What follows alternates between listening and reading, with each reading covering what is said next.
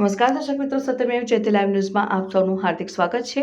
વડોદરા શહેરમાં નવીન કલેક્ટર કચેરી ખાતે ધારાસભા હોલમાં જિલ્લા પંચાયત સામાન્ય સભાની બેઠક યોજવામાં આવી હતી।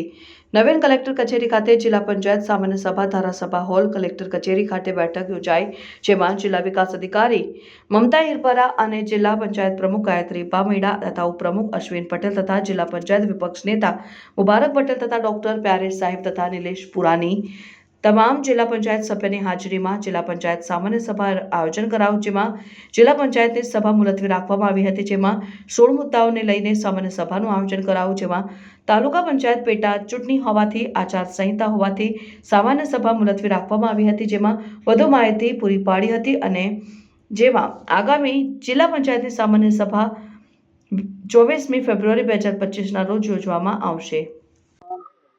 આજરોજ સામાન્ય સભાની બેઠકનું આયોજન કરવામાં આવેલ હતું, પરંતુ તારીખ 21ના રોજ રાજ્ય ચૂંટણી આયોગ દ્વારા જે પેટા ચૂંટણીને બધું ડિક્લેર કરવામાં આવ્યું છે, જેને લીધે આદર્શ આચારસંહિતા અમલમાં છે। એટલે પંચાયતના નિયમોના મુજબ તમામ સભ્યોની સર્વસંમતિથી આજની સામાન્ય સભા મુલતવી રાખવામાં આવી છે હાલ પૂરતી। અને હા, એટલે 21 તારીખે આવતી 21 ફેબ્રુઆરીએ આદર્શ આચારસંહિતા અમલ પૂરો થશે, એટલે ત્યારબાદ 24 ફેબ્રુઆરીના રોજ આજ પછીની સામાન્ય સભાનું નક્કી કરવામાં આવ્યું છે।